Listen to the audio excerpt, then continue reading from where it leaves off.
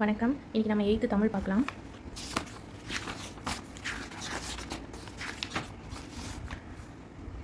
முதல் இது மொழியில் தமிழ் மொழி வாழ்த்து. மொழிங்கிற ஒரு விஷயம் வெறும் நம்ம கருத்து அறிவிக்கிற கல்வி மட்டும் கிடையாது. அது மக்களோட பண்பாட்டோட நெருங்கிய தொடர்புடையது, ப்ளஸ் உணர்வுகளோட கலந்தது. மொழிங்கிறது வெறும் கருத்து அறிவிக்கும் கல்வி மட்டும் கிடையாது. அது நம்ம பண்பாட்டோடையும் நம்ம உணர்வுகளோடையும் கலந்த ஒரு விஷயம். இது தமிழ் மொழி வாழ்த்து பாரதியாரின் கவிதைகள்லேருந்து எடுத்திருக்காங்க.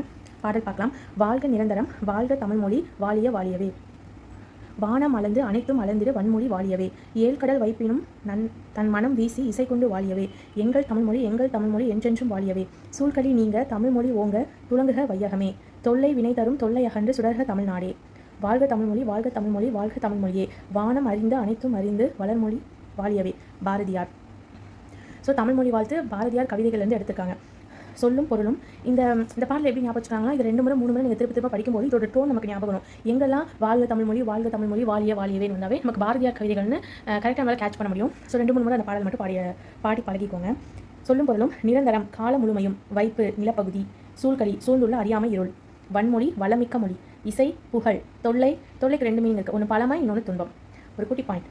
சென்னிக்குளம் அண்ணாமலையார் யார் அப்படின்னா அவர் தான் காவிரி சிந்துவின் தந்தை. இது எப்பயோ யாரோ சொன்னது, டக்கு நாங்கள் அந்த இடத்துல நான் வந்து நோட் பண்ணிட்டேன். ஸோ பாரதியாரோட ஃபுல் பேர் வந்து சுப்பிரமணிய பாரதியார். அவர் வந்து இந்தியா விஜயா அப்படின்னு 2 நியூஸ் பேப்பர் நடத்தினார். பாரதியாரோட உரைநடை நூல் வந்து சந்திரிகையின் கதை தராசு. பாரதி என்னென்ன கவிதையெல்லாம் எழுதுவார்னா வசன கவிதை சீட்டு கவிதை எழுதுவார். பாரதிதாசன் என்னென்ன புகழ்ந்திருக்காருனா சிந்துக்கு தந்தை, செந்தமிழ் தேனி, புதிய அறம் பாட வந்த அறிஞன், மரம் பாட வந்த மறவன், இப்படிலாம் தாசன் பாரதியை புகழ்ந்திருக்கார். ஸோ நம்ம ஏற்கனவே பார்த்த மாதிரி தமிழ்மொழி வாழ்த்து வந்து பாரதியார் கவிதைகள்லேருந்து எடுத்திருக்காங்க. இவ்வளோ தாங்க அந்த பாடல்.